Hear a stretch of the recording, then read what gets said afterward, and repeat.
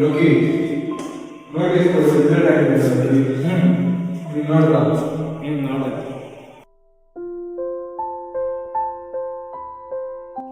ನನ್ನ ನೋಟಿಸ್ ಬೋರ್ಡಲ್ಲಿ ಹೆಸರೇ ಬಂದಿದ್ದು ಯಾವ ಲಿಸ್ಟ್ ಪಾಸ್ ಲಿಸ್ಟಲ್ಲಿಲ್ಲ ಲಿಸ್ಟಲ್ಲಿ ಮತ್ತೆ ಡಿಸ್ಕ್ವಾಲಿಫೈ ಆಗಿ ಯಾಕೆ ಚೀಟಿಂಗ್ ಮಾಡುವ ಇಲ್ಲ ಬ್ರೋ ಕಪ್ಪಲ್ಲಿ ಕೊಟ್ಟಿದ್ರು ಹಾಂ ಮಿಸ್ ಆಗಿರುತ್ತೆ ಲೋಗೋ ಇಟ್ಕೊಂಡು ಮತ್ತೆ ಎಕ್ಸಾಮ್ ಟೈಮಲ್ಲಿ ಇನ್ಸುಲೇಟರ್ ಚೆಕ್ ಮಾಡಿ ಚೀಟ್ ಮಾಡ್ತಿದ್ದೆ ಅಂದ್ಬಿಟ್ಟು ಡಿಬಾರ್ ಮಾಡ್ತಿದ್ದೆ ಅಪ್ಪಾರ್ಟ್ಮೆಂಟ್ಲಿ ವಿಷಯ ಗೊತ್ತಿಲ್ಲ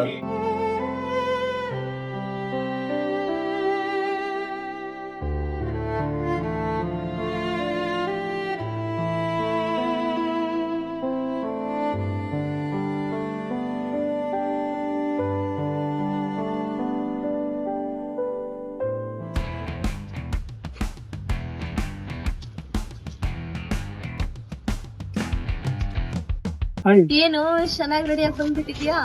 ಇವ್ ನಮ್ಮ ಅಪ್ಪ ಬರ್ತಾ ಇದ್ರು ಅದಕ್ಕೆ. ಸೀರಿಯಸ್ಲಿ ಅವ್ರು ಕಾಲೇಜಿಗೆ ಬರ್ತಿದಾರಾ? ಹೌದು.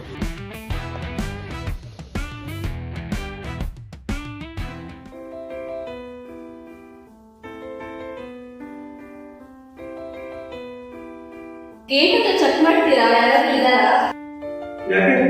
ಸುಮ್ಮನೆ ಕನ್ಫರ್ಮ್ ಮಾಡ್ಬೇಕು.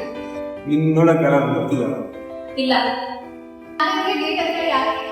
Okay fine. ಅಪ್ಪ ಮೆಸೇಜ್ ಮಾಡಿದ್ರು 1 ಗಂಟೆಗೆ ಬರ್ತಾರೆ ಅಂದ್ರೆ ನನ್ನ ಯೂಟ್ಯೂಬ್ ಚಾನಲ್ ನೋಡಿದ್ದಾರೆ.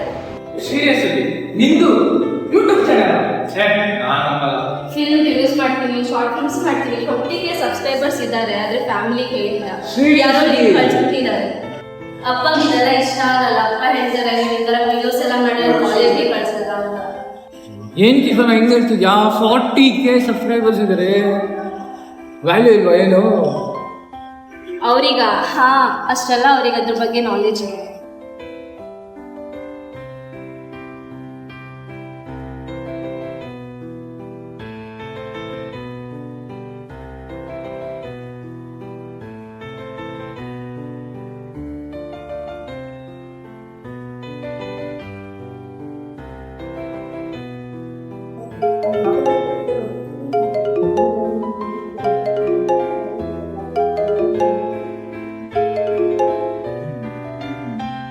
ಹಲೋ,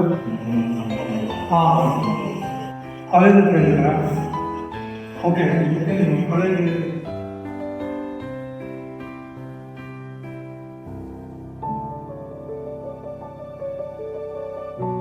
ನಾಗೇಂದ್ರ ಅಪ್ಪ ಬಂದ್ರ?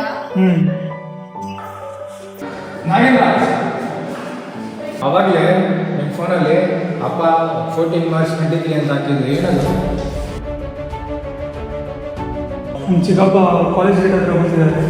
ಸ್ವಲ್ಪ ಸ್ಕಾಲರ್ಶಿಪ್ ವೆರಿಫಿಕೇಷನ್ ಇದೆ. ನಾಗೇಂದ್ರ ನಮ್ಮ ಅಪ್ಪ ತಿಳ್ಕೊಂಡಿದ್ರು ಒಂದು ರೆಕಾರ್ಡ್ ಅಪ್ಡೇಟ್ ಮಾಡಿಸೋದು. ಅದಕ್ಕೆ ಕ್ಲರ್ಕ್ ಏನು ಹೇಳಿದ್ರು ಅಂದರೆ ಅದು ಸ್ಕಾಲರ್ಶಿಪ್ ಅಪ್ಲೈ ಆಗೋದು ಬರೀ ಲಿವಿಂಗ್ ಪೇರೆಂಟ್ಸಿಗೆ ಮಾತ್ರ. ಸೊ ಇದರಿಂದ ಒಂದು ಫೀಸ್ ಸ್ಟ್ರಕ್ಚರ್ ಕೂಡ ವೇರಿ ಆಗುತ್ತೆ. ನಮ್ಮ ಚಿಕ್ಕಪ್ಪನ ವೇಟ್ ಮಾಡಿಸ್ಕೊಂಡು ಹೋಗ್ತೀನಿ.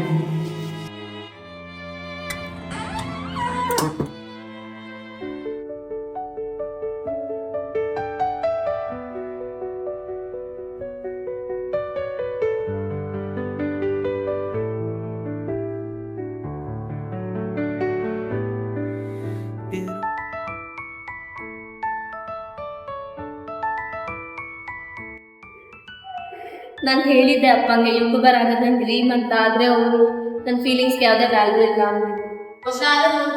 ಕಾಲ್ ಮಾಡಿದ್ದಾರೆ. ಅಪ್ಪ ತಾನೇ ಇವಾಗಲೂ ಕಾಲ್ ಮಾಡಿದ್ರೆ ಎದ್ದಿದ್ದಾರೆ. ಅವತ್ತು ನಾನು ಟಾಪಿಕ್ ಚೆಕ್ ಮಾಡಿದ್ರೆ ಇವತ್ತು ಡಿಬಾರ್ ಆಗ್ತಾ ಇದೆ.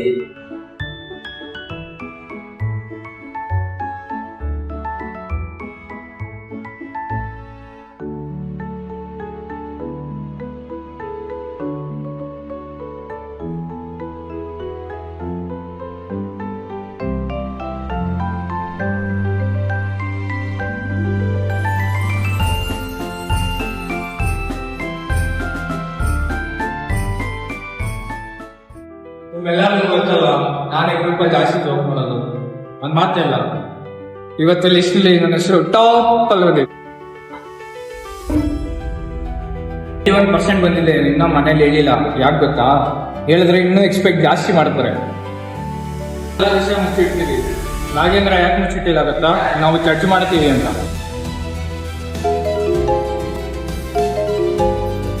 ಹಲೋ, ಹಾಂ ಅಪ್ಪ ಬಂದೆ.